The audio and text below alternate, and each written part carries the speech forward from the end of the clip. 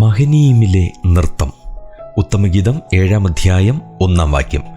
എബ്രായ ബൈബിളിൽ 6-ാം അധ്യായത്തിലെ 13-ാം വാക്യമാണ് ഇത്. ഇരു സൈന്യങ്ങളുടെയും ഇടയിൽ നൃത്തമാടുന്ന, അങ്ങനെയാണ് മലയാളം ബൈബിളിൽ. 2 സംഘങ്ങളുടെ മധ്യത്തിൽ നൃത്തം ചെയ്യുന്ന എന്നും POC ബൈബിളിൽ പറഞ്ഞിട്ടുണ്ട്. മഹനീം നൃത്തത്തെ പരിഭാഷപ്പെടുത്തിയത് ഇങ്ങനെയൊക്കെയാണ്: യാക്കോബിൻ്റെ 2 കൂട്ടത്തെ പരിപാലിച്ച 2 ദൂതസംഘത്തെ ആയിരിക്കണം ഇത് സൂചിപ്പിക്കുന്നത്. മഹനീം ദ്വിവചനമാണ്. പിൽക്കാലത്ത് ഈ പദം ദൂതന്മാരെ കുറിക്കാൻ പ്രയോഗിച്ചിട്ടുമുണ്ട്. അതിനാൽ മഹനീം ദൂതന്മാർ എന്ന് മനസ്സിലാക്കുകയാണ് ഉചിതം.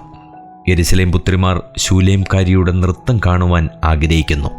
ആ നൃത്തം അവർക്ക് ദൈവദൂത ദർശനം പോലെയാണ്.